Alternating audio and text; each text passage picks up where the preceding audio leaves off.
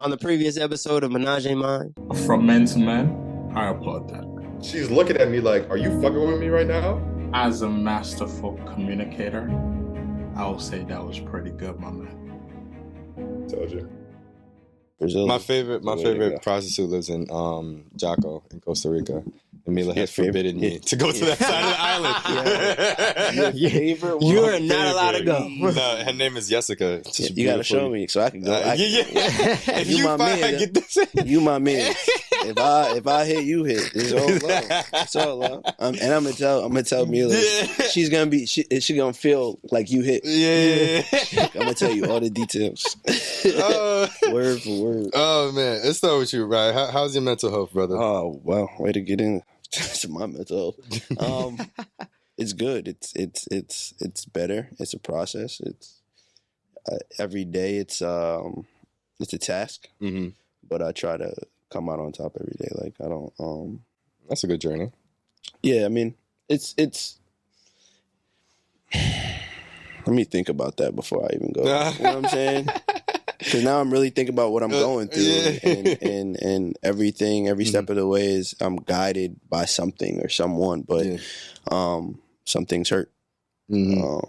So I guess when it comes to like grieving with certain things this year, well, last year, and where I want to see myself in this year and in the future is, it could be a lot on your mental health, especially like in this time that we live in. Yeah, it's funny because I've had trouble like late last year, or like maybe around the holiday, with like being present, and I'm so eager because when you know some shit about yourself, and like, oh, good things are gonna come, and you're impatient with the process because you already know the result, and then you just got to sit there and be with it because you don't want to rush the process and fuck up the result.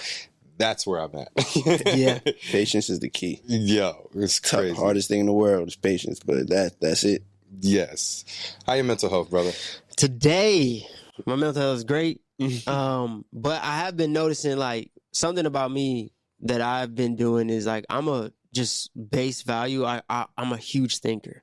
So like if I'll come up with scenarios in my head and live them in my life as if they were really happening. So like if I get anxiety about something or something's coming up, I'll play a bunch of different ways that they can go, a bunch of different ways that they can, affect me. And if it's something negative that I'll have in my brain, I'll spend so much time just thinking about that and how to avoid that. Yeah. But what ends up happening is like my emotional state will be as if that negative thing actually happened.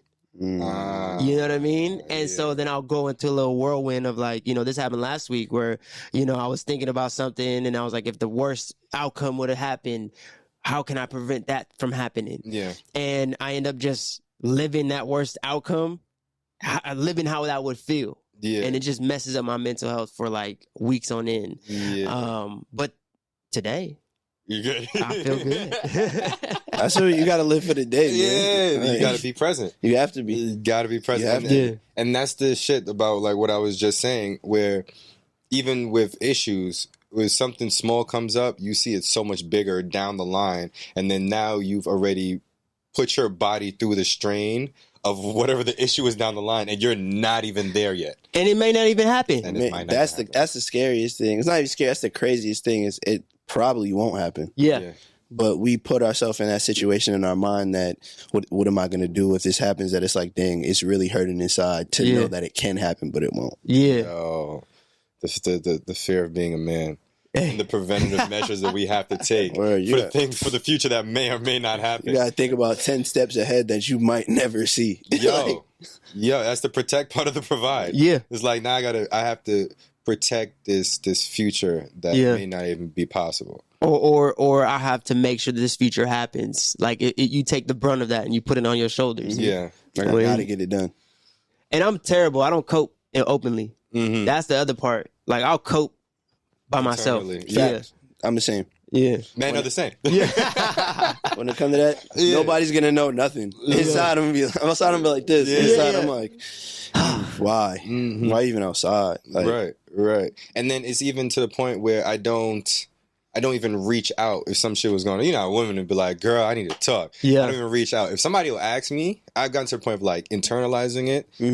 and then progressing to if somebody asks me, I'll be honest. But I don't even like if I'm going through something, I don't reach out. Yeah. Just be like, all right, I'm gonna figure this out, and whatever comes with figuring it out will just come there. We'll make it happen. You know what I mean? I'll make the ends meet. AKA, we need therapy. Yeah. Just I've never been. Me neither. But I'm so open to it. Yeah. I never. I'm very open to it. I kind of pushed therapy back after I started my podcast because it was like that was my therapy, and it still is. It still is therapy, but I've been watching Sopranos lately. And you know what the crazy thing is? You know the outline of the show is based off the Sopranos. Yeah. Right? Yeah. crazy. Oh, Me in therapy and creating episodes of my therapy. That's hilarious. Crazy thing is I've never watched The Sopranos, ever. And then I'll say like the past month and a half, I was like, let me just start it. And I literally fall asleep to that shit every night. And I just watch it. And it's like those therapy sessions they be hitting deep. And I'm like, you know what? You got some unpacking to do. And I'm ready to unpack. Yeah. I mean, great thing about a therapist or a coach or a wellness coach or whatever is that they give you the tools. So it's not a preventative measure. It's if it happens, here's what you can do in this situation that's best for your mental health. Yeah. I've come to learn that recently because I also thought like I'm not going to therapy because I'm smarter than. See, I'm not even on that type of tip. Like I know the benefits of therapy and I know that it's dope, and I encourage and I always tell people like if you really, really are going through something, like therapy is a great option. I think, I've had consultations and I've talked to them. I just haven't found one that I'm like, this person understands me and understands what I'm going through. Like it's always like, man, like you probably give me all the right words and you'll say it, but if I don't connect with you, it's hard for me to hear your words and to implement, to put them into practice. It's hard for me. I know that's my toxic trait. Yeah, it's hard to believe a stranger. Like, how do you know? How do you understand what I'm going through? And you say, like, nah, it just don't make sense. If I can't see it in you. Yeah. Like, if I'm talking about something, you're like, yeah, you know what? How you know, bro? You never even had the chance. You don't even sound like that guy. Yeah, you wouldn't even get in that room. Like, why? You wouldn't even get in the car. I got in the car. You was never getting in that car. I need somebody that's like, okay, yeah, you might have gotten in that car. All right, I respect it. I got to give it to my therapist because I put out a very fucked up, I put out a clip today, some fucked up shit that happened to me with my parents. Oh, yeah. And my therapist is very good. Mac is very good. But his reactions sometimes to the shit I be going through is just like, why would you react like that? You know you know. I said some shit, he was like, wow. That's fucked up. But that's a therapist. You need a therapist going to talk to you like that. Yeah, it's like, not what? Oh my God. Like, oh damn. Why you did that? Yeah, you're right. But he says it's so monotone to you that it'll be like, he'll just be like, that must have hurt. You're like, it's foul. Yeah. It did. I don't know how I feel right now. I don't know if I should feel better or feel worse. Right, yeah. And they just look at you like, Okay. Oh, man.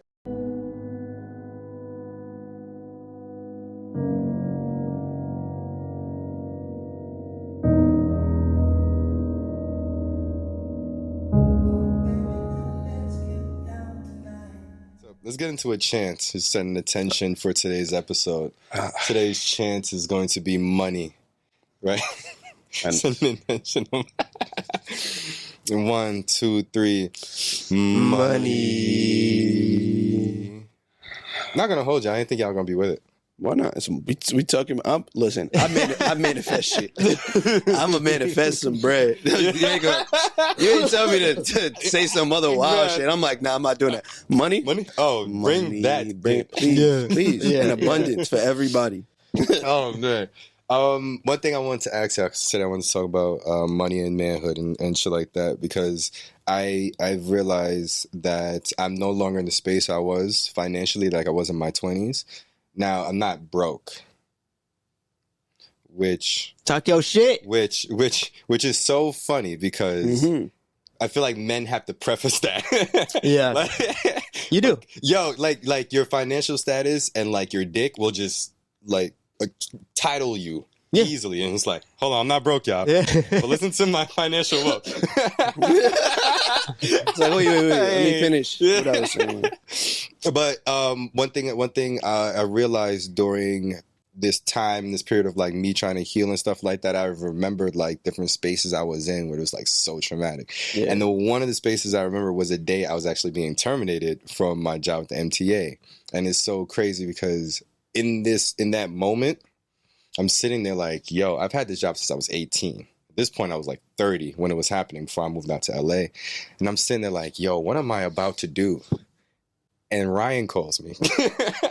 Definitely did. While I'm in the room waiting for them to bring my termination papers, just like stalling me out, Ryan calls me. He was like, yo, you don't seem like yourself. Now I'm going to tell you right now, you are da-da-da-da-da, and you are this, and you're going to be all right, we're going to be good. Because there's times like this where we might be going through shit, and we ain't got to worry about that right now. Because that's just right now. And later on, that's going to be like the next thing. This is not verbatim, but it was a very good speech. Yeah. This speech is not motivational at all. There's definitely some points in there. I appreciate that. So while I'm sitting there, and the reason why that was like so special is so unique to me, one, because it was so fucking random. Two, you don't necessarily get another man that could like feel your energy and then hit you up on the spot and be like, bro, you're gonna be good. Yeah. Right? And it came at the time where I needed it most. And one of the things I was thinking about at that time the most was like, shit, what's my financial status about to be? Not for bills, not for what I'm gonna do in the future, but how am I gonna get these women? Well, isn't that what men do everything for? Yeah. Everything that we do is to attract women? Yeah. Including getting money? Yes, it's to eat. Yes, it's to provide. But yeah, we gotta survive. Yeah. Oh, shit. Laundry. Okay. But yes, y'all. Yeah, I got it. And it's so crazy because within this time, I'm thinking, and within my 20s, because money wasn't an issue, I never made money a personality trait. Right? Because I was like, I got a bunch of other things that I can show off, but shit, this bread is a bonus. And then when I get to this point where I was like, oh shit, this financial status is crashing down. Like, what's about to happen? I made money such a big part of like my personality in this time only when it became a loss or when it came to absence. Oh, interesting. Yeah, so it was like I That's never when it played a big role. Right. This never played a role in my life as big. And then now that it's absent, why am I making it such a big thing? And I realized that I was connecting it to my manhood. Not necessarily my dick, but just like my thought and my view of what made me a man. Right? So I want to ask y'all, what is y'all definition or your viewpoint on what manhood is? Why are you looking at me? I even have to see it. This is layered, and I'll tell you why it's layered. It's layered because I think manhood has been going through a shift right now. And, you know, if you would have asked this to us maybe 5 years ago, maybe 10 years ago, we probably would have had a whole different answer. Yeah. But I think we're going through a really transitional period because men right now have been required to unlearn and to learn, you know, how to function in this society properly. And sometimes the ideas that we built off of manhood back in the day, maybe, you know, when we were growing up, was built off of like, you know, money. Yeah. It was built off of how much women you can get. It was built off of like how well you are able to be in successful in circles. It was built on so many things that I think we're kind of trying to change, which it sounds like you were going through by being like, oh snap, I attached my entire manhood to this money thing. But can you really blame you for attaching what you thought of manhood to money? You know what I mean? Because if anything, you know, and this is a long way to answer to say that, you know, manhood is very complex. So just asking what is manhood to you, it's hard for a lot of people to answer. You know what I mean? You know. Because it probably shows up in so many different ways. So the application of like other things to your manhood shows up. And manhood looks different in different scenarios. Yeah. Right? And so it's an interesting thing, but I think when I think of manhood, I think of integrity. You know, I think of somebody who can protect and can provide. And I also think of somebody who is just like really confident who they are, and when they walk in the room, they demand the presence. You know, but that's just what comes to mind when I think about it. That's so crazy when you said the confidence that comes forward, because at the time I was like, I'm still the big dick bad bitch. Yeah, it's still there, but. it's like that situation where the outside is like, yeah, but the inside you're like, the big dick bad bitch was broke. he wasn't going out as much.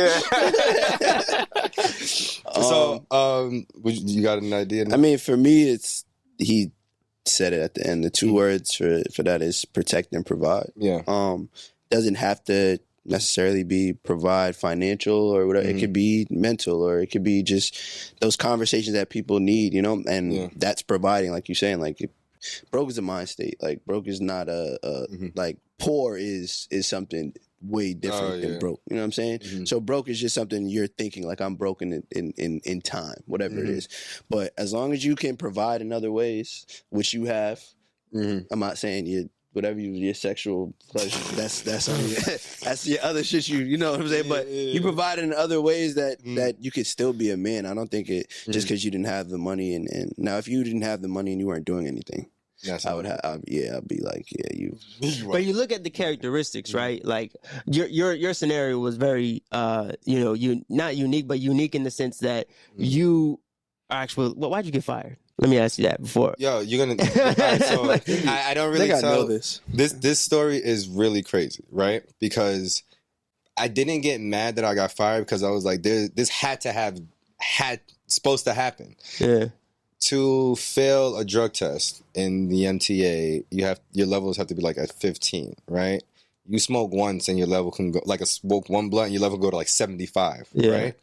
So Mila doesn't like this story because she feels like I'm blaming her, but I was I was getting my hair braided the night before. And she had just got off a plane. She came to LA to New York. So I was getting my hair braided. She came by my aunt's crib. And my uncle was there smoking before. But, we had the windows open. Mila comes and she started smoking. It was cold. So keep the doors closed or whatever. So the secondhand smoke I'm taking in, right? I didn't really think nothing of it. So we opened the door a little later, right? Mila smokes, blah, blah, blah. Nothing crazy, right? But literally the very next day, because I finished getting my hair braided like late. And I woke up early to go to work. In the morning, they drug tested me. That very next morning. So if I had one more day, it would have been gone. I would have been gone. Yeah. My level was 17. Oh, yeah, that's terrible. That's terrible. Well, what I was gonna say was that if you think about a lot of the times, like when we think of somebody who is not like making a lot of money or not making enough money to provide, so to speak. Usually their characteristics are like they put themselves in those type of scenarios, right? Yeah. They don't have like self-discipline. They don't have, there's a lot of things that I wouldn't characterize as you're in your manhood right now. But at the same time, money itself does not make the man, right? But you got to look at all the things around it, right? It's guidance too. Yeah. It's also the way people were raised. Yeah. Like, some people don't know what a man is. Wasn't raised around a good man. Wasn't like, every dude around them cheated or every dude around stole. And there was never a good figure in their life to be able to teach themselves how to be a man. So when they look in the mirror, it's like, what is it? Yeah. And every day is figuring something out, this makes me a man. But if I go on Instagram and I get a whole bunch of money, I'm a man now. And it's like, and that doesn't make you a man. Yeah. What is your relationship with money?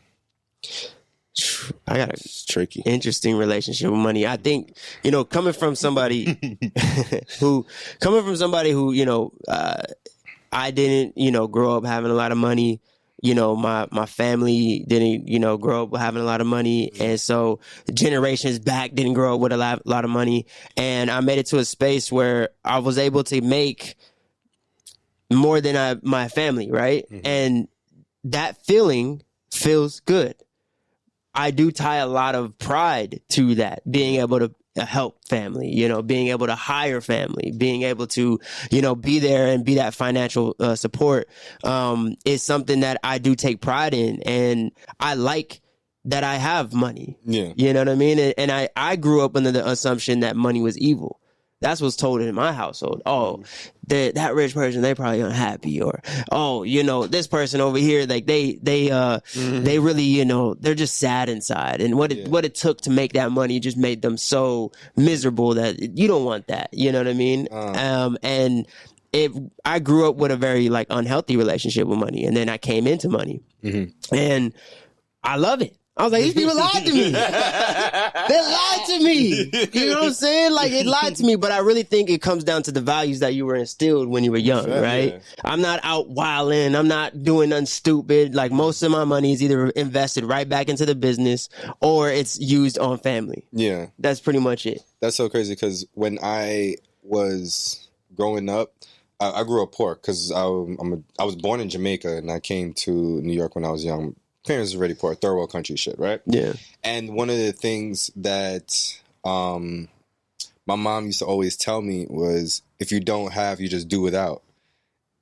And I grew up with that mentality. So even when I strived to like get this job, I thought that was my peak. That was my financial and successful peak. And I realized that it's because that sentence haunted me and made me feel like, oh, well, you know, this is good enough. And I'm supposed to be doing without because I'm not supposed to be having this. So this would be good enough. And that shit will limit you. Yeah. And then that made me have like a bad relationship with money. Also with not having like a good like financial guide. But that ended up putting me in a space where if I have it, I have to make the most use of it right now. Mm.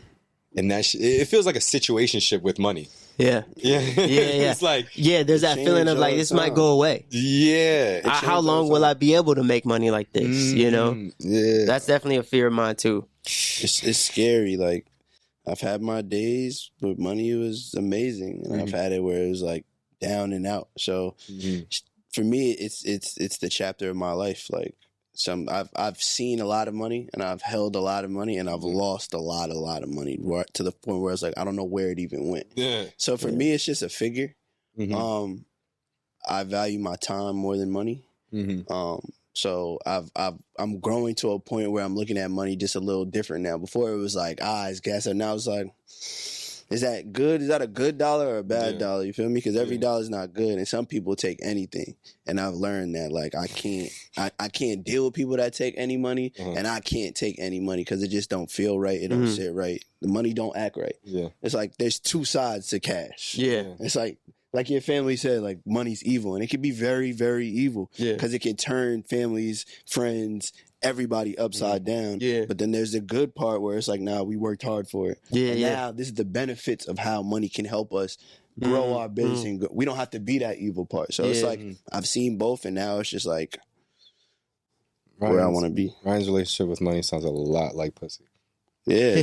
I mean, I look at it like that. Yeah. Like not all pussy is good pussy, and some niggas take all pussy, and it's like, yo, you bugging. Yeah. Like you're bugging out, and you're wondering why you feel the way you feel. Yeah. It's because you knew that shit was bad. But like, you ever get that like that deal that come through, and it'll be like, too good to be true. I ain't never thought I would do this, but dang, look at that. Look at that dollar amount. Maybe but that's what it is. That's what it is. It'll be like that with pussy too. You'll be like, I don't usually do this, but it's like, damn, yo, they got these Kobe beef steaks over here. It's they $200 a steak. You like, damn, but yo, I got these Kobe with a C. Shit tastes just like it. $15. Oh, let me get that. It's like, yo, bro, not all steak is good. It's not all good, bro. Stop backdooring certain shit. You can't jump the line and everything. Like everybody want a shortcut, and that's what come to money. Everybody want a shortcut to money. Everybody that gets money, they always think, oh, there's overnight success. They don't even think about the 5-10 years you put in to the work and all that shit. So that's the same way they look at pussy. Like, yo. It's all good. It's all green. Yeah. Like, nah, bro, you gotta balance it out. And I won't lie. Sometimes I've been a bad judge of both. Yeah. That is a fact. Yo, you really gain that wisdom with age. Yeah, it's just like how you look. It's crazy how the older I got, I was literally like, nah, I don't even want to have sex with you. And then there's certain time, even with money, it was like, I don't want to go down this route to get money this way. And I don't want to make money with you because it's really like we looking at money as if a person. Mm-hmm. It's really the person that holds the money, whether it's going to be an evil dollar or not. Yeah. Like I could have a conversation with somebody and be like, I could work with you. Like, that'd that'd be a good relationship. I met him through, all right, cool. But then I can meet somebody be like, you getting money, but it just don't seem right. Your spirit, your soul is just like, it's off. Like you don't even, you know the shit gonna stop soon. Yeah. Like you know you're not getting this no more. Like I'm on the tail end of this shit. And I find myself in the whole bunch of tail ends of shit. Like it'll be the end of a business and they're like, yo, Rock, pull up. And I get there and the shit just falls. And I'm like, yo, what the hell is going on here? And you just gotta be able to read it. And this shit is tough. Mm-hmm.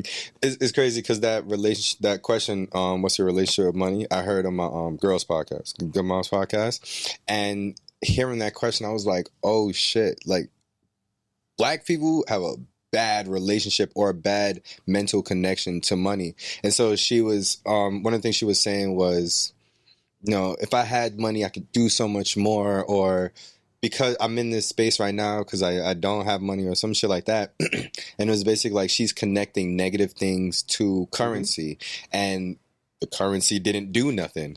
So I started to realize even with my manifestation, so as you see angelic numbers or you manifest things and stuff like that, usually I would say like, oh, you know, I want a healthier relationship or a better peace of mind and my financial status to be better, right?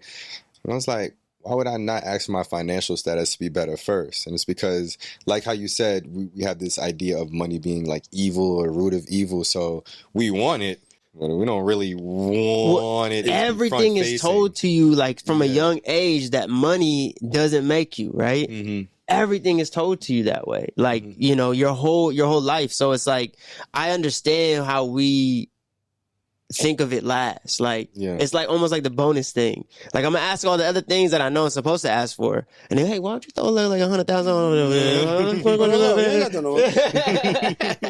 It's like, nah, I want that first. Throw that on the table. But it goes to you're saying, it's like it's for me. I found that my life became healthier when I started doing better with money.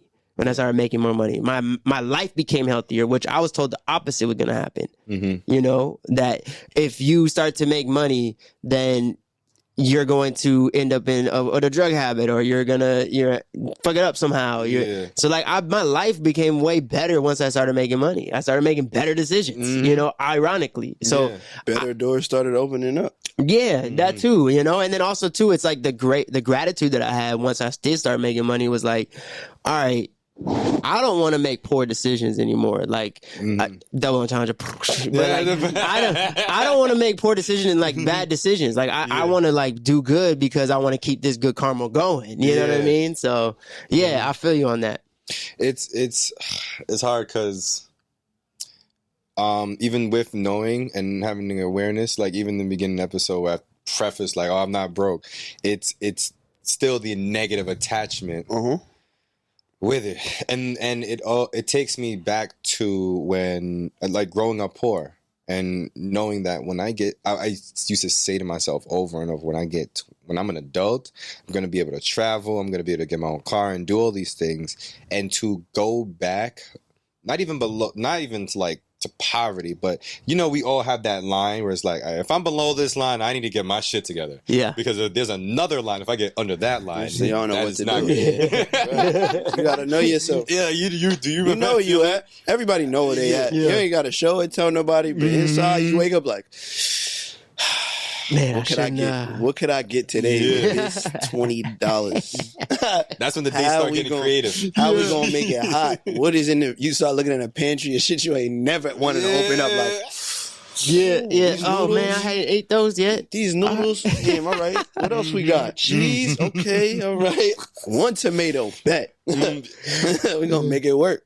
Yeah, it's crazy how when I've gotten to like those points, it even changes how I approach. Like my approach to people is even a slight bit different. Because you know you can't do as much. I can't approach you like, what's up, girl? Like, because then she want to go out. I want to go out. We can't go out. I'm going to approach you like. I ain't going to lie to y'all right now. When I was broke, I got the most pussy. And then I ain't gonna hold you. I ain't gonna lie, but I think my dick was better when I was broke. Because you had to prove something. Man, I was fucking for more than just fucking. I was fucking for a pillow. You wanted to stay over a little plate. You trying to get right. But also, I thought about that when I was younger. I'm like, I'm not gonna go as far as saying because I'm in my prime. Okay, all right. I'm very sturdy. See, right I'm now. married now, so I don't know what my dick can do now. God knows my heart. But like, I also feel when we were younger and had less money. I won't use the word broke. I just don't even want to use that right now. Or we had less money. It wasn't expected to do nothing. When I was catching all these girls and stuff when I was young, like I was living in my mom's crib, what were you expecting me to do? Go to the park. Like, yeah, it's like, yo, let's go to the movies. Maybe. Let's go to the mall and walk around. You know what I'm saying? Like, it's nothing expected, but yo, you know what's going on after this. I was broke at like 20. That's Ryan killing my set. Now you go. Breaking stuff, Ryan, bro. I was alone. You know my heart. I was broke in adult years. Yeah. So like I was broke at like 23. I had my own car. I was at my own apartment. I was broke. And that's when I was getting in high school. I was getting it too. But when I was like my early 20s and I was broke. You was a dope broke. Yeah. I mean, I was a dope broke too. Don't get it twisted. But you knew how to finesse get what you said. I did. But you wasn't broke because like, what you said. Yeah, I had a car, I had an apartment, but I was broke. Yeah. To a lot of people, they didn't have a car or a crib. That's right. And they was doing their thing. So you had that alone. You could get some over. Yeah, this is my crib, but you know she don't got that. Yeah. So you know it's help. Like I'm reading this book right now, and I really forgot the name of the book, but it's about like how the dollar is perceived around the world and how basically how the dollar was raised and how certain people like how we value in this Western world, we value the dollar as such a different world than like in China. And I'm like, yo, those sweatshops over there are crazy. And like, how can they do those to those people? And in the book, like the first chapter, this dude wrote a letter about his aunt. He was like, it's crazy how like Americans say like, yo, these sweatshops over here, we're getting paid pennies to the dollar. He's like, but my aunt, did you know what she was doing before she was in the sweatshop? Like, she was a prostitute selling her body for less money than the pennies that she's making at the sweatshop. So it's like, it's a whole step up. And it's how you look at the dollar and how you were raised and how it's put in your possession that it's like money is different for everybody. So I'm broke. Yeah, hey, mom, I'm broke. To somebody is like, yo, I wish I had a car and a crib and I'll figure out the rest. Because I ain't even got that. My mom is barking on me. I got a baby mom's down the street and I don't even have a crib. Like, it's mad. It's like everybody's problem is going to be problems. But if you throw your problem on the floor and you don't have none, and then somebody tell you go pick them up. I'm going to pick it out. I'm going to pick it up. What? You're not going to get your problem back at all. You're going to come out with some wild, like, you're going to pick it like, yo, where's my car and crib with no bread? Nah, you got 5 kids. And you, no, I'm good. Don't even put that on like that. You know what I'm saying? Like, whoa. So that's the value. 5 kids now. Those different kind of broke problems. You see what I'm saying? It's broken in this. It's not even a word for it. It's like those deep breaths. When you did have these moments where y'all weren't on top, right? Where y'all weren't at the top of your game. Respectfully, bro.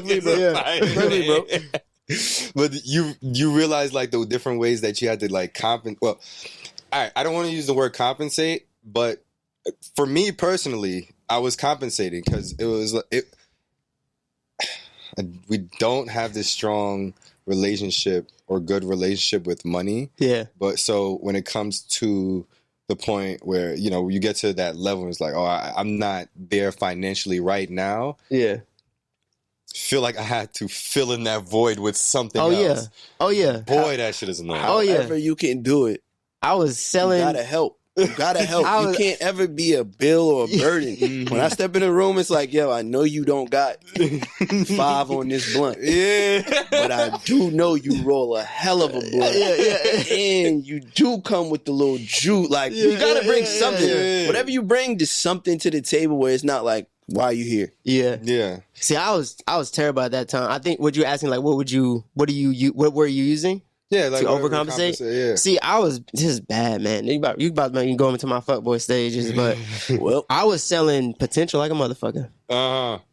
selling potential like a like you I can say had. that as a married man. It sound good as a married man. Like you've grown. If I say it, it's like, but when you're still where you at? Like, I was good at it though. I can see you look, you got something down, something still. I was good at it, bro. Like shit, thing. That was what I leaned on the most. Like I could have no money. I remember there was a time I was homeless. I was couch surfing. I was surviving off of like a bag of potatoes and rice. And but I knew that I was gonna be something, and I made sure she knew that I was gonna be something too. You know, you gotta. They gotta see the vision. You can't be somebody with no vision. Yeah, just broke and no vision is crazy. Like, yo, you're not even trying. Like, you're not even looking in the paper for a job. Like, you have no vision. Yeah. Mm-hmm. And, no, go I was ahead. gonna say, even after I lost my job, the one thing I made sure to let people know, I'm grounding. I'm grinding. I'm here. I'm working. I'm here. Like, please, nothing changed. Yo, I ain't need that job. That job needed me.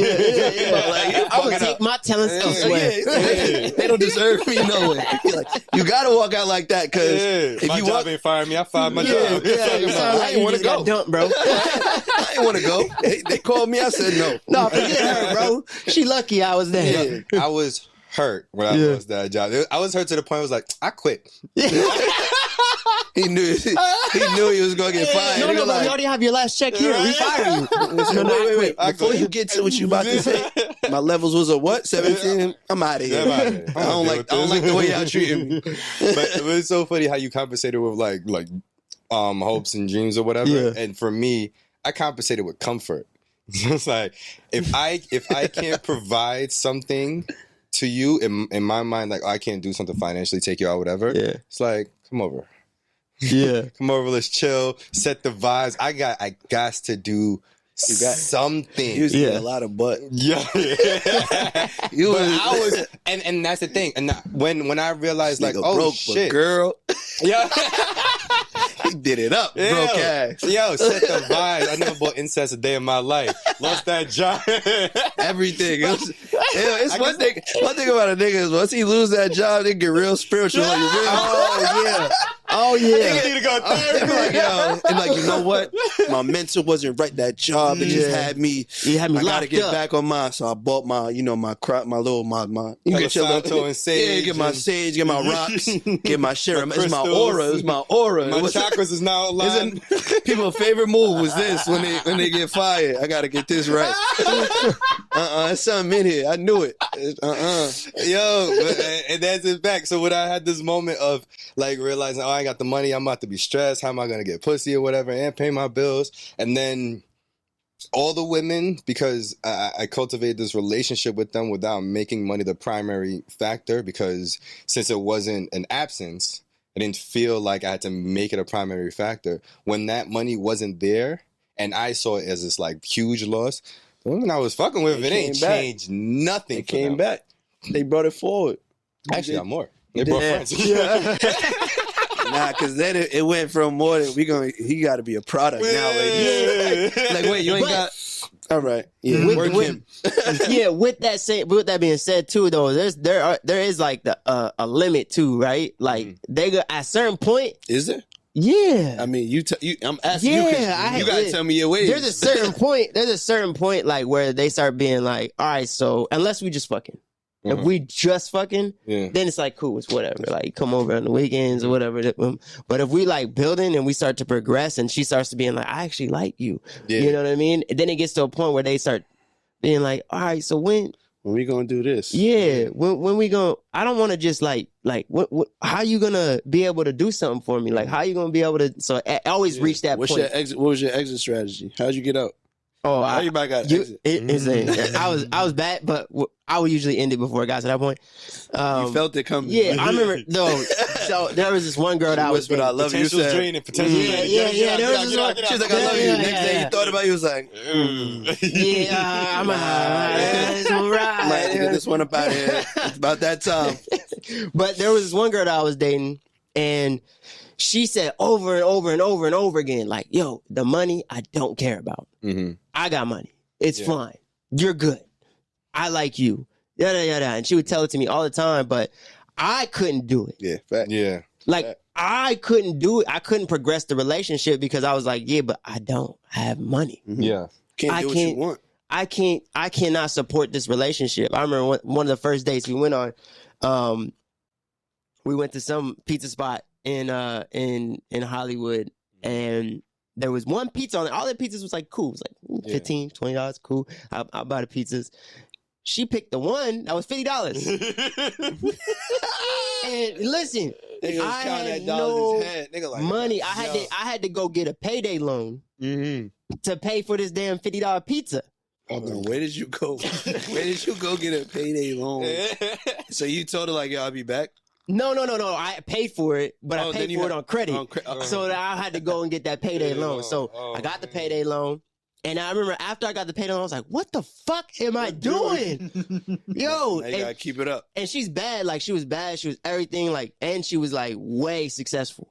So like in her mind, like, it was a down payment. She wasn't even thinking. She wasn't thinking about a price on it. She's just doing her thing. And I remember like maybe like a few days later, she called me. She's like, so what are we? And I was like, can I be honest with you? Bro. We are broke. Yeah, bro. You want to join this broke union? Yeah, can I come clean with you real quick? You know that pizza you bought? I had to get some money loaned to me for that pizza. I don't think I can be in this relationship. And she was like, no, I told you I don't care about the money. And I was just like, I can't do this. She was like, but I'm telling you I don't care about it. And I was just like, I know me. My pride, my ego, everything would just be hurt that I know that I had to go get a payday loan just to buy this pizza. Yeah, like I couldn't feel right as a person. Ironic story. You still hit it though after that. No, no. This is actually one of my good decisions. She slept over. This is before that conversation. She slept over. I knew I was going to have that conversation. You hit it before the conversation. No, I didn't, dog. No. Let me tell you the story. So she slept over. She was trying to get jiggy. I can already tell. She was like taking off the shirt and everything. And she know how girls would be putting the ass up on you. So the shirt, they can pull it down. No, bro, get this, bro. We sleeping on a futon right now in a living room. Like, this is where I'm living. I'm couch surfing. And she putting the butt up on me and stuff. Tooting it. And she was bad. Like, the body was fire. Skin was soft. Like, I was, like, struggling. Like, I was like, I should just do it. I should just do it. She asked me for it. I should just do it. But I knew I had to have that conversation. Yeah. So I ended up not doing it. She was like, is something wrong with me? Like, and I was like, no, I'm just trying to respect you. You know what I'm saying? I'm trying to just be cool. Then the conversation happened. And then that's when it clicked for her. And it was almost worse. I wonder if I should have just done it. But yes. The Giants gonna say yes. You was there. But then, and this is another tier. She almost came on my wife's podcast. She probably still will. And I saw her name on the list, and I said, "Yeah, I think I'm gonna be out for the day." All right, maybe. I don't think God knows your heart. I don't think I should be here. Absolutely. This is gonna be awkward. See how that panned out? At least you didn't. Yeah, I know, right? Yeah. I started dating Shan right after this too. Well, yeah, Jerry. It's gonna be bad, bro. It's gonna be bad.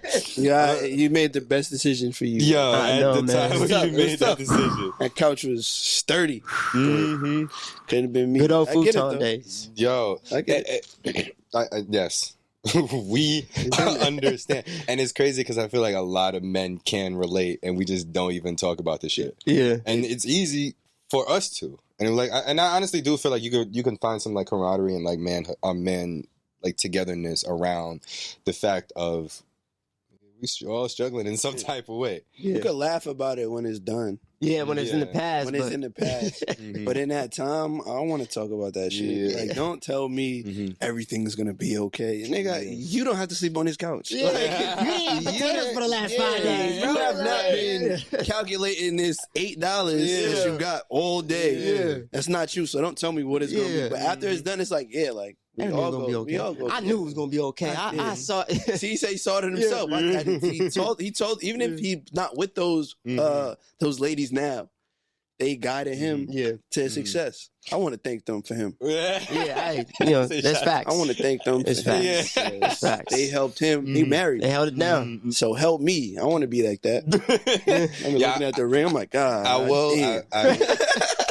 I will say that the one person I have to thank a lot during this time is definitely Mila.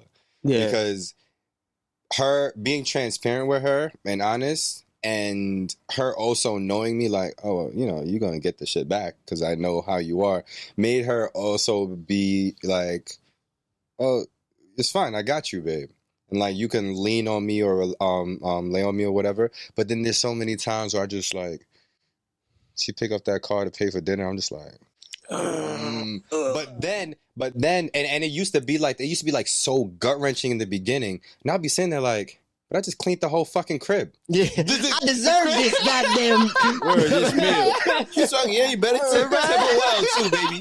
Having me tip her well, yeah. And that's the thing. I cleaned Just the laid whole down this, crib. cleaned the crib, Right. laid this pipe, and I cooked this. Come on now, Exactly. yeah, I need a little And dinner. I even took the fucking kid to the store, and I wasn't supposed to get the fucking Reese's. I got the Reese's, and they wanted apple You juice. see what I'm saying? You know I ain't got it. I'm playing Russian roulette with my bank account right now. That same $8 I've been calculating all day is dwindling down. Reese's was $1.85. but it sucks too because you know she hearing it from her friends too.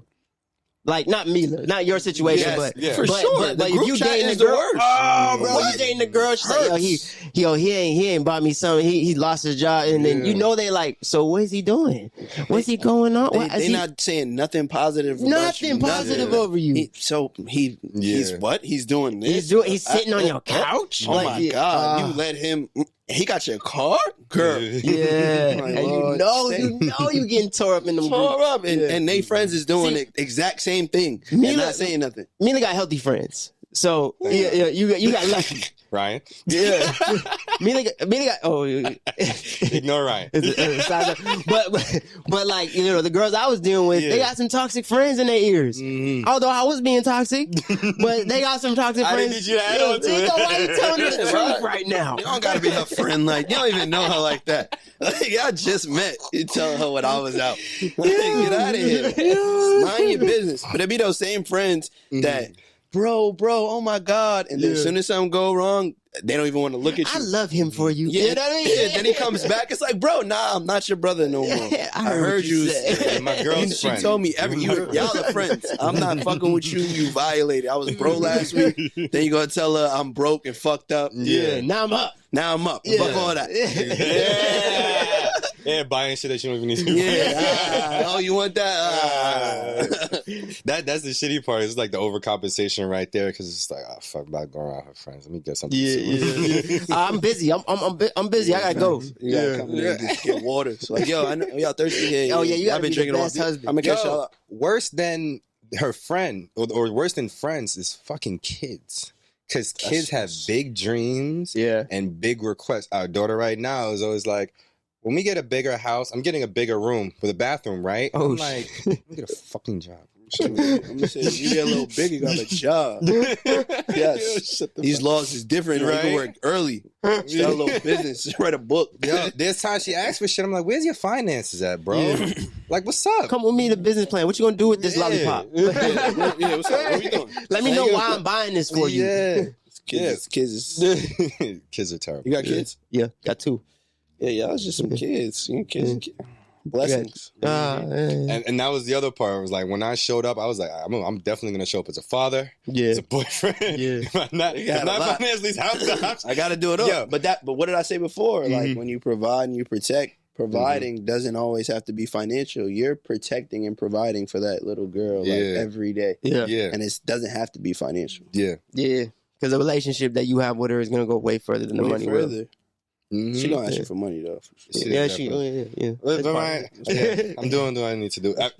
One of the first parties I went to out in LA, Ryan invited me to, and he caught me leaving early. He was like, "You got to get them kids smart, don't you?" He looked at me like, "Yeah." He's like, he wanted to be like, "Nah, I can stay out." But I was like, "Yeah, dude." Yeah. That's my story all the time. That's my story today. Yeah. That's my story today. I was like, yo, can we do a little earlier? I gotta go pick up the kids. It's early because of these kids. Oh, man. See? It was a good 3:00 for me. I was cool and early, you know. So I don't got no niggas got kids. I'm gonna sleep in. Yeah, I thought I had one. So we realized the relationship with money and the manhood and stuff like that within ourselves and like friends and stuff like that. But what is it about this environment with money and like how we even portray like talking to our own friends or being around other men, right? Because maybe not even us now, but I feel like there is a point in time where your financial status and being around your boys or just other men in general, you kind of, if you will agree or disagree, feel the pressure of being at a certain level, being around other men. For sure. I know it's interesting because like I had a really, really close best friend. Mhm. Like when we was broke, we was close. Yeah. Like that was like my dog, like my brother. I thought we were gonna be homies for the rest of my life. And as I started doing well financially, it caused a wedge between us. Not because we didn't get along that much, but he started to envy. Yeah. Because we came from the same place. Mm-hmm. We were in the same financial spot. We were doing the same things. I was working just as hard as he was working. Mm-hmm. There was no difference between us. And I just was getting more opportunity. I was taking advantage of those opportunities a little bit more. And it just started to cause a divide. And to the point where we ended bad. Like, he did not fuck with me at all. And then, of course, a couple years later, he called me, apologized, and we tried to rekindle. But, like, at that point, because that happened, it was so hard. We still had never been the same. Yeah. You know, and that's what money can do too. Mm-hmm. Is that it can destroy relationships, and not even on anybody's fault. It just happened naturally. Yeah. You know what I mean? Because it got to a point where I was really generous. Anytime we go out, I'll buy him something. I'll do something for him. And it got to the point where that almost got disrespectful. Like he started taking that as disrespect. Yeah. And then he started feeling weird, like coming around, and to the point where it started to develop like, man, I hate this dude. I don't like being around him. Mm-hmm. You know what I mean? So, you know, it get his money, $50 pizza. Yeah. Just go get a payday loan, bro. You be all right. Yeah.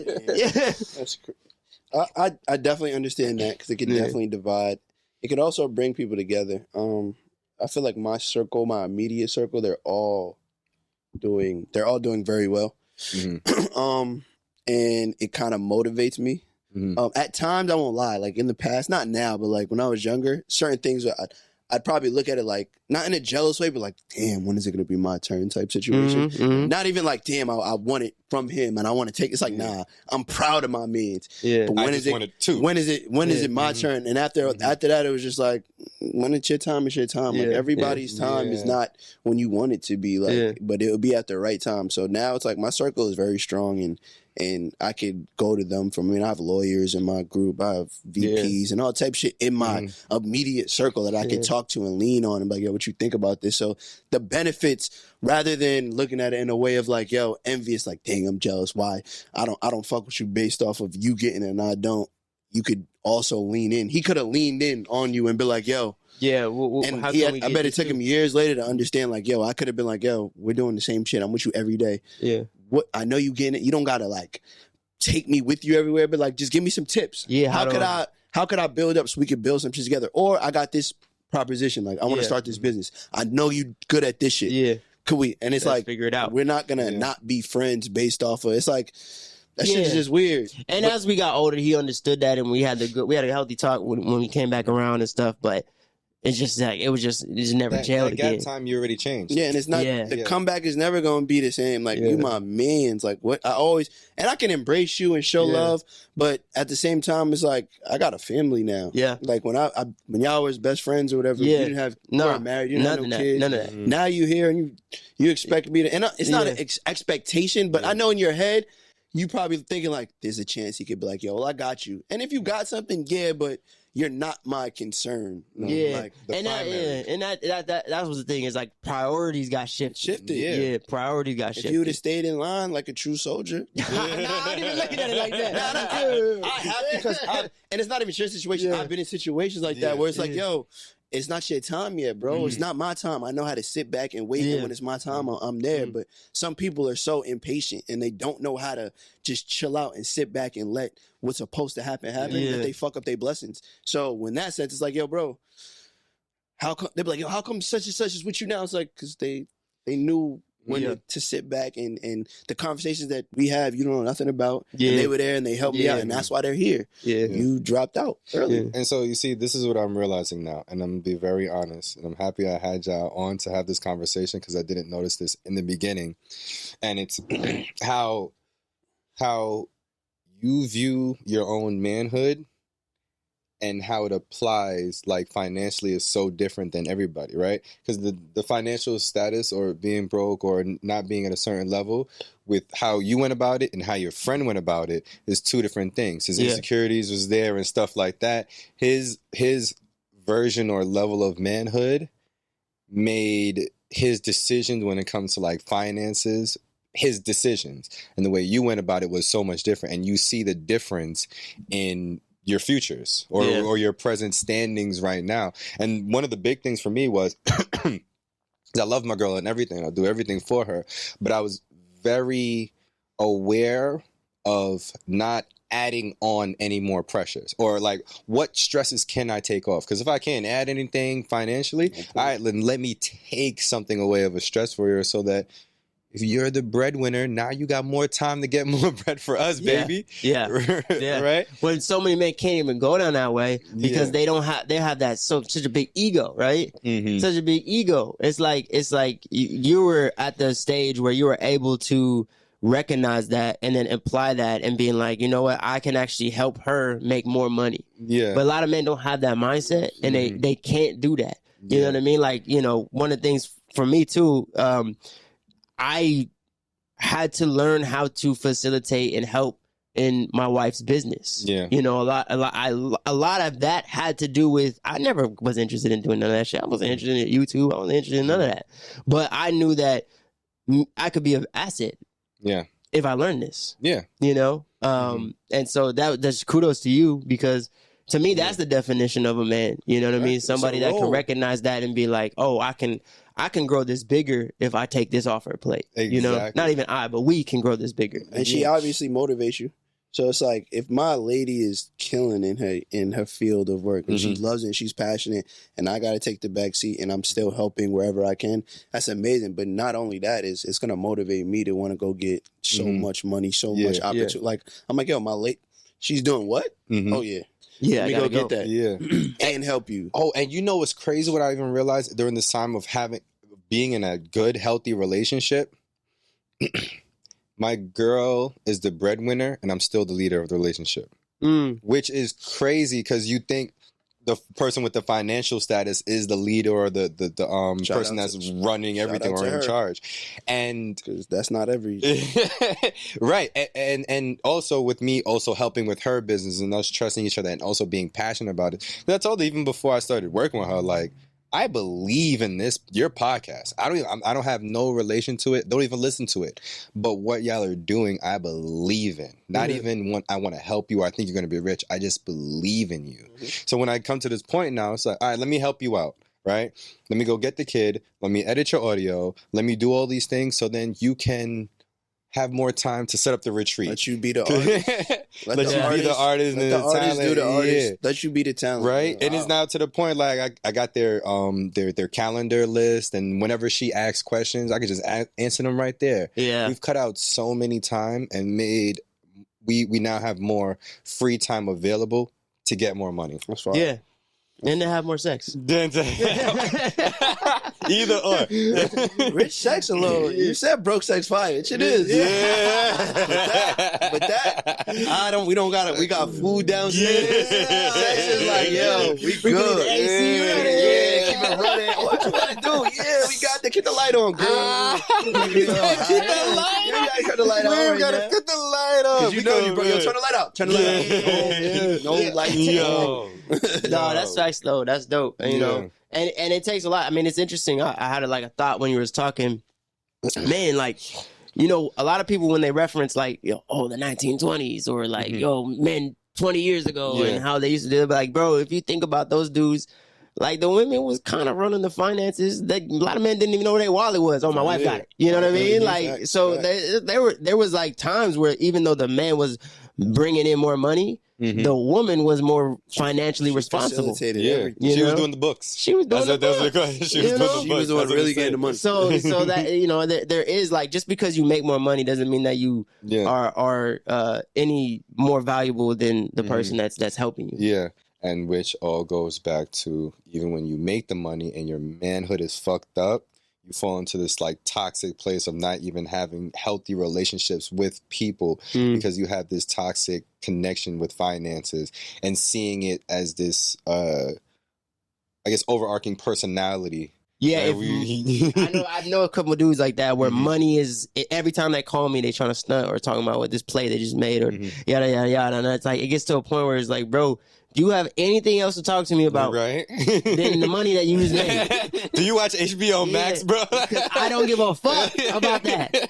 I don't care. That's the only thing they can't talk about. And it's like, I mean, that's one of the biggest things in our generation now is communication and the lack thereof. Like most men in general don't know how to talk to a woman. Oh, like that's a separate conversation. It's a whole nother world, but that goes into money. So when people get money and they get a whole bunch of them, they think like, oh, I can get anything I want now. And it's like, she's really gonna get you at the end of the day because you don't even know you're a trick. But you don't even know where your wallet is. Yeah. You leaving money around like, yo, I got this and that, and you think that's gonna keep her, and it's like she's gonna take it at the end of the day, and that's what people just fall into, and that's that evil dollar. Yeah.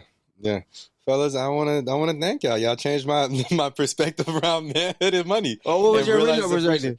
It really was. I didn't feel like there was a super strong connection, but I did feel like if something happened financially, there was a hit to the manhood. Yeah. Or that was basically my connection. Or whoever is, like I said before, I realized whoever's the breadwinner. That's the leader and the main person in the house. Like, there's just different connections and things that I obviously had to unlearn. And shit, I unlearned 2 things just in this episode and alone. Also, too, with society, society looks at it that way. Yeah. Like there was times where I was really, really, really broke. And I would be dating a girl who had more than me, but we knew how society looks at everything. Yeah. So there would be times where the waitress would come over. I'd be like, hey, slide me your car. Let me have it too. I never did that. But she was on board with it because she didn't want to look like she was with a broke dude. Yeah. So like, there's a societal standard that they have put on it. You know what I mean? We can't deny. Like, that's the thing. Like I always really want to be careful, like, of the, being super, super woke about being like, yeah, money doesn't make men. But we can't deny that there is a perception that people will have on you when you are broke and you know what I mean? We can't deny that. You know what I mean? Whether you want to pay attention to it or it not. Is what, it is going to be. Whether she's going to be hearing from her mama or her friends or the people that was there. You know you broke. Yeah. Like no, but baby, he run my feet in there. Like, if you know you broke, people talking about it. If you in a relationship, if you're not doing what you're supposed to do, it's being talked about and it's not being talked about to you. But you know. Yes, on one hand, yes. Money does not make the man. But on the other hand, yes. Money does make man. You know what I mean? So like, I feel it. Yeah. It's a crazy balance or imbalance of where we're at right now. But I think the understanding and just the viewpoint of this is not the end all be all. Like, it plays its part, but it doesn't play every part. Yeah, because that's where I'm like coming from with it right now. Yeah, like I said, you got to have a strong partner. Yeah, to have that balance, to be able to let you be a man that you are. Yeah, and she can still take care of financial stuff. Like, not a lot of women that I've came across would be like that.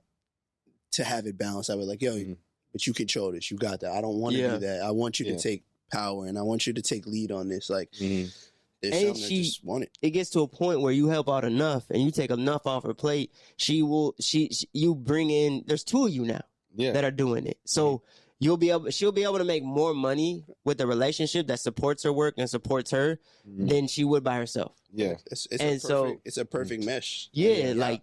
It's not one over the other. Yes, she might have this dollar, but you're doing everything that she wouldn't be able to do. And what's really tough, and I know you probably, I don't know if this goes into your mental, but it definitely was with my wife.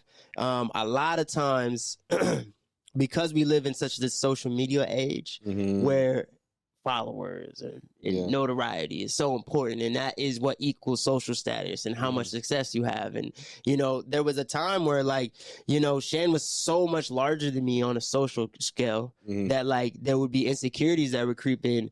But then I had to like take a step back and be like, wait, hold on, I'm like doing all these videos. The Shan that you see right here, like it's her brain, but like I'm doing that. You know what I mean? So like it's one. it's hard to. It's really about what you bring to the table in that relationship, rather than what society is seeing on you. And you if you know what you bring, Yeah. it's like it's one thing for me to be like, oh yeah, I clean the kitchen and I cook sometimes, but are you really? Yeah. Did you really? Did they really eat that food? It's like, nah, I really cooked, and these little niggas be eating all this food up. Yeah, they be tearing So I get what you saying. You went and got that check, but when you was out there keying it up, that's I'm at the crib. There was one day ducking crayons, trying to wild like yo. That is a fact. There was one day, fucking Luna's in tutoring, right? So I picked her up from school, brought her home. She's in tutoring. I'm in the kitchen meal prepping. Hey. I'm seasoning chicken, shrimp, salmon. Mila is out. She took the car and she's out. She come back, everything's in Ziploc bags, ready to go in the freezer. Anytime we cook that can't whole put a price week, on that. You can't put a price are on you that. fucking crazy? It's all me. Every It's time all you me nourished right there, up, baby. when you got your little to-go joint recording, Right. me. I want you every time you take a bite of that sandwich. Just know, if I did that, you might not be. You could. What was you gonna do? What you gonna go to Popeyes? What you gonna do? Unhealthy living? You fed. The fucking child is fed. Your brother that came home with stayed some days is fed. The whole family is and fed. I'm still knocking it down. All of this work, yes, I still want some. So let me ask you. When you get to a point where you feel like it's equal, your guys' both ways of making money is not equal, will you still be food prepping? Yeah. Because it's naturally like Boom. how I am. So and that's what I was saying, like about the things that like my finances when it wasn't there, I even though I propped up my finances, I started to realize, oh shit, because I didn't make finance the biggest deal, I gained skills in all these other places. So when I didn't have it, I still had all my skills. Cooking his ass off. What? See, I think tuna fish. that's awesome. That's awesome that you could do that. I know for me, like once I started to like build my brand up to a point where I started to like pull away. Like not necessarily being like I'm not helping you, but I was like helping in different ways. Let me hire somebody for you. Let me get. And then there'll be other things like I'm not cleaning the whole crib again. I did this shit like I did one huge clean, and I was like everything I'm just putting back. So, but you knew when you was cleaning, you knew. I was like, got it. She gonna respect this shit. She ain't clean back here, and you gonna bring it up. Yo, what the last time you cleaned? It must have been like 7 months, cause. Right? Look at this. You gotta stop saying facts you don't even know. What's the filter? When the last time you? And I really, another thing is I really be feeling like bringing stuff up to Mila just because. Fuck, what was I gonna say? Women can be so ignorant to the shit that you do for them, but in a blissful way, because it's like, oh, I love you, so whatever you do, I'm just happy. Nah. But no, I cleaned this shit. I ain't buying you in that Birkin. Do you see how clean the table is? Why would you push your cup like that? I was hands and women knees. notice. They Women notice. Notice, but saying something is two different things. Yeah, they their can know reaction. this shit clean, but in their mind it's like, that's what you're supposed to do. Like, yo, I mean, come home, Like, incense is burning. Take your shoes off, baby. You want a hug? All the things you told me, and it's paying that special attention, paying that special attention to detail. She could have told you yesterday, yo. Sometimes I just need a hug. You do everything. So she like these incense. Yep, shit burning. Oh, hug. She like vibes. I brought thinking it's deja vu. She like, yo, did this just happen? I told this nigga I wanted that. Yeah, that's how it is. Oh, my brothers, I love y'all, man. This is amazing. Hey. This is amazing. Thank you. I want to take this time. You have to give me some time. It's literally only the 5th solo episode I've done. Hey. It's fucking great that I've been doing this. But I want to take this time to offer y'all the time and space to tell somebody you love them and vent about whatever you like. Like, you can go first, Jad, if you like. For my camera, who am I talking to? Right, boom, boom. Camera, boom. Hey. Let me sit back. Baby, Get my notes I love together. you, my beautiful wife, the bearer of my 2 children. You are the love of my life. And this segment I want to dedicate to you because I love you. What's the second part? If you want to vent about anything you like. That was so deep. I was thinking about this earlier. Like, what am I going to vent about? And I think what I have to vent about right now, I use this recording equipment, right? And this bitch keep fucking up. And it keeps on glitching every time that I record, and it pisses me off. And I even emailed them. I hit them up. I said, yo, hey, something wrong with this right here, because this continues to do this. And they give me all the little fire, like the typical robot. Hey, what you got to try to do is update the software. You don't think I updated the software? I did this already. Yeah. Fix it. Please send me another one. Oh, man. So that's it. I'm happy you got that off your chest, friend. That's what this space and time is for. Go ahead, Ryan. All right, now I gotta have a good rant. Like I was gonna go basic, but that was yeah, hard. I know what I'm. All right. That was the wife one that trumps really everything. It's not a competition. No. But I had to think like, damn, that was. Yeah. Anybody you want to send love to, and then you can vent about whatever you like. My mom. I'm here. Yeah. Straight up. It's me. Yeah. All right. Mom. This one. Yeah. There you go. That's my guy right there. He got his own camera. That's fire. Yeah, listen, if you ever come to Good Media, you're going to see our amazing setup. David, our videographer, is giving the right cues. I was thinking they were going to hop in and start talking. All right. Mom. We've been through hell and back, through thick and thin, but I know you go through some hard times and you've been having a lot of moments after surgery and stuff, but just keep your head up. Everybody's here for you, and I love you. And to my rant, please stop throwing dog shit in my trash. I don't care if you don't live in the neighborhood or you don't want to throw it in another person's trash, because it sits at the bottom of it, and then I don't want to take it inside my home in my garage, because then it stinks like dog shit all the time. So I've caught a couple people and I've called them out, and they know if I see them again, it's on. But if y'all are on my block in my neighborhood, y'all know who y'all are. I got dogs too, and they bite. So stay out of my fucking garbage. Shit is mad annoying. Let's see. There you go, and that's your rant. Shit is really, no pun intended, that shit is really annoying. Where can the good people find you? And everything Instagram, you're about. Flyry, FLYRY. Twitter, don't we worry about it. I'm barely on that shit. Yeah, I mean, we have weed brand Viola. I have my podcast, Guys Next Door. Yeah, weed. Oh, I'll try that. You do a little? Yeah, I'm about to, actually.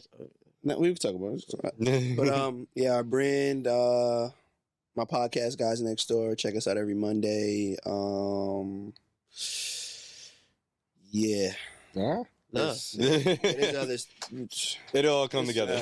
Check the link tree. I'm not Again, yeah, you can find me on Instagram, Enjoy Jared Brady, Twitter, Enjoy Jared Brady, YouTube, Enjoy. Yeah. That's it. Everybody, you see, men's outros be so simple. When women come on podcasts, it's like, oh, you can follow us at, and this shit is so pristine. Yeah. Niggas get on podcasts and be like, hey, man, just go to YouTube. If my words touch your soul, you can find me. If Ryan's money. If I pissed you off, you can find me. Either way. Listen. And you can listen to me on this podcast and my host, Max Stanley, as we do our sessions and our solo episodes everywhere at Ménage À Mind. That's even on Instagram at Ménage À Mind. And you can follow me at WH_Orlando Roye everywhere. Perfect.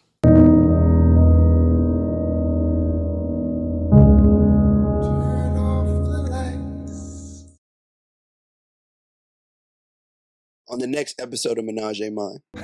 The Council of Orlando. Like the world needs more Orlando.